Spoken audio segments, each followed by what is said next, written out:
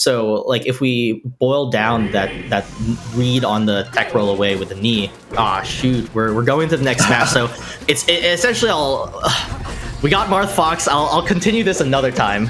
And we got Trif playing now. That's really exciting. Trif is playing Green Fox. Let's go. All right, we have a treat right here. I would love to see how the conversation we have on Plan A, Plan B, how that'll come into play here. And I also want to see Trif's Fox. Look, one of those things. I'm sure a bunch of people in chat. That's amazing. If you got the Trif emotes, let's see them. I would not be surprised. Trif is one of the biggest grinders on the scene right now. Just incredibly impressive. And one of the best players in the world, right? Also. Yeah, I can't. Yeah, I hope that went without saying. But of course, one of the top players in the world. And this Fox, looking like a Fox main. Hate to say it.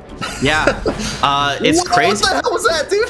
Yeah, it's crazy. The game awareness from Trif obviously is really good. The run-in shield especially impressed me as he saw Marth jump and knew that was coming. He's making it so hard to hit Marth in a way that he isn't running away from the game either. Oh my goodness, 0 to 80% already on the second stock. Trif is running away with this, and I want to talk about this Marth, but it's tough. He's holding center really well. It's just Trif knows how to work his way in. Yeah, I'm really liking a lot of the tempo changes from Trif, which I think is one of Fox's biggest tools in this matchup is the faster dash speed, and general movement. And so there was a moment there where Trif just kind of stood still. Yeah. Not in shield, just standing still. So that threatens a lot of really good defensive options. That was a call out there. The jab to bait what I assume is a shield grab. And then you just rip it with an up smash. That's, this is Beyblades. He's letting it rip here. Yeah, and just to get this out of the way, I have a bad tendency of watching Fox mains Fox secondaries that are better than me. But yeah. I'll give Trif the honor of me not getting mad at him. I thought he was going for the up smash there. Interesting. But look at this. This is just like so confident. And with the way that Trif is playing, I love this. Does the right edge guard is okay. This is kind of the what's the word for it? The combination of everything we talked about, right? A player that knows how to consistently gain percent, a player that can put pressure on another player, and a player that is able to switch up his game plans. I thought that is really, really crazy. And Trif is doing it all, which makes complete sense because he's one of the best players in the world, right? Sure. But I love how he's kind of all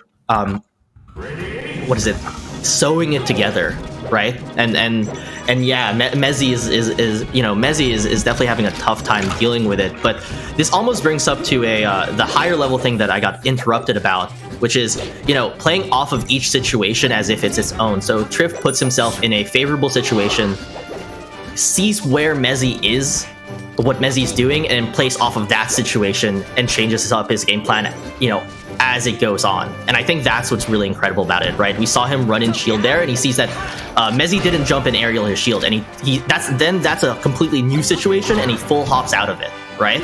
And that's what really I was trying to get to before we were interrupted with this game. But I love it. Yeah. Well, Mezzy, doing some things right in that first stock, ready to do an edge guard, even though it came down to Trif kind of missing a little bit of spacing there on the side B. But I really like kind of where Mezzy's taking this gameplay. He's not showing any signs of like intimidation or suffering on his game plan, but we see some patience and. A kind of appropriate. I thought that nair was really good. I thought it would have hit. It would have hit me. Yeah, for sure. Yeah, Trif has got the top player privilege of side B's not getting hit by Marth nair. And I just really like how Pokemon seems to be. I like that side B. Yeah.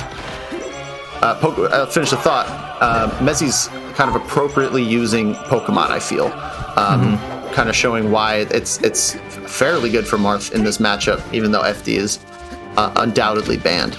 Yeah, I agree, and I think the thing here that I'm impressed with Mezzy is in start of game 2, he was able to correctly scout Trif's full hop attempts a lot better and build percent off of it.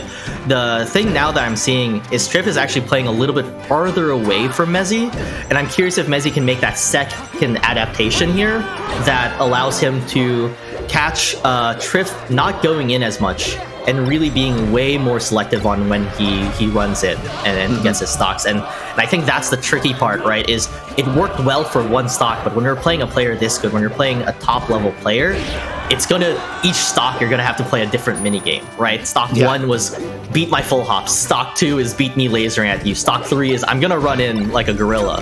Yeah, it's like a new Mario game where like you get introduced to a new mechanic, and then maybe last stock it's like, all right, all the mechanics together now. Like, what did you learn? Yeah, exactly. And then you go back to how it was game 1, and you're like, gosh, this is how I'm in the blender. But I really love if Mezzy can hang on. He can definitely bring this last stock, and anything happens right there.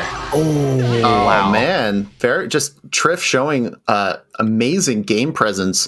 This secondary has legs, and they have not just been put on mechanically, like in the Star Fox canon. They were put on, and he got some real training.